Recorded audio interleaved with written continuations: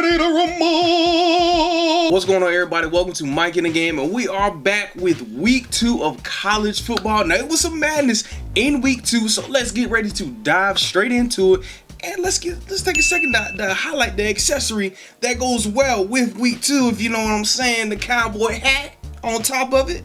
Let's get into it. So without further ado, let's go ahead and start with our boy Deion over at Colorado. They've already become better than the team they were last year with 2 wins. Now, many of us know they've only been able to get 1 win, but now they got 2 wins, so they're better than the teams before in the previous years. Now, I can't lie, throughout this game, the first half, I was a little worried because I'm like, whoa, they ain't scoring yet. What's going on? But then, you know, you gotta trust the process. They opened it up and they started airing it out on him. You can't tell me this man Shedeur ain't cold. He is probably the coldest quarterback in college football right now. That 2-point conversion that didn't count, but it was clean anyway, was probably top tier.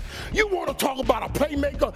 That's a playmaker. He made the play. That was like some Patrick Mahomes type throw. And he took his helmet off after and, you know, strutted stuff a little bit. Hey, I would have done the same thing if I was still playing.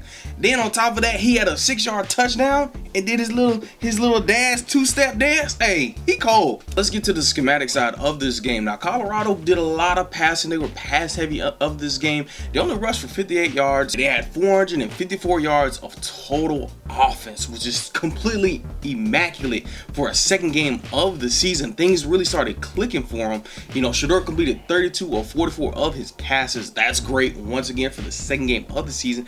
And he was able to find his primary receiver for this game, Xavier Weaver, who had 170 yards for 10 touches. That's great as it is itself. They were able to find Weaver on a couple post routes that led to him being wide open and get a phenomenal touchdown. The only thing you really can critique in this matchup was, you know, Nebraska got back there a couple times with a couple sacks. So, you know, styling up that up front offensive line, I'm pretty sure Coach Prime is going to handle that. He'll get on top of it. The big boys up front, they're going to take control. They're going to get a handle on it. But either way, it was still a good game for Colorado to win. And on top of that, I heard Coach Prime got other players who haven't played yet. So we still haven't seen the maximum potential of this team. Now, I know everybody's mentioning Shedeur for the Heisman candidate, and the truth is, they're right. Shedeur has the exact qualities and traits of what a Heisman means. At least for me personally, you know, you're leading the team, you're changing the game, being dynamic, and you have the stats to back it up. To me, those are Heisman qualities. Those are definitely Heisman quality. Now, they've only played 2 games out of the season, and he's already racked up 900 yards. Imagine how much statistically he's going to have at the end of the season compared to other quarterbacks around the nation. I'm hearing Heisman candidate in all honesty. Now, I didn't wear this hat just for one team. You know, we got to flip it to the night game as well.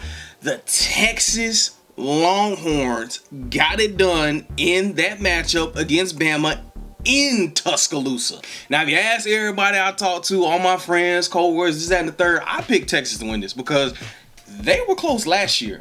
Very close. I think they lost by like 3 or 1 point. Either way, they were close. Ewers got hurt, but he was back this year and he had some weapons with him to change this game. One player who, you know, he impressed me throughout this game would be Jalen Milroe. Granted, he had some ball security issues, but the fact that he was able to, you know, get the ball after, you know, fumble a little bit and still complete a pass or make a big time play says a lot that he can keep his composure, stay under control, stay patient, and make a big time play is huge still in college football at a premier primetime game against another top team. Now, as far as Alabama goes, the identity is really probably the biggest thing and biggest takeaway about Alabama right now, trying to figure out who they are as a team. And I know they're probably going over this and trying to figure this out as a team.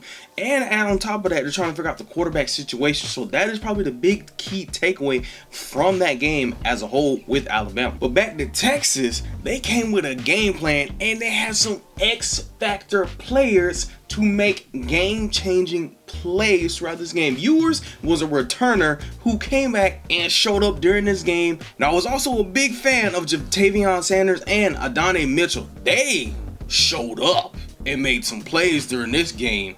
I was very impressed with their gameplay this game. They'll definitely be playing on Sunday. 100%. But it's definitely going to be interesting to see how the SEC does throughout the rest of the year, because they've kind of taken some hits so far and it's only the second week. So we will definitely see how the SEC does. But I appreciate y'all for tuning in. Be sure to like, subscribe to the channel, and I will see y'all for next week's college football weekend. Y'all come back now, you hear?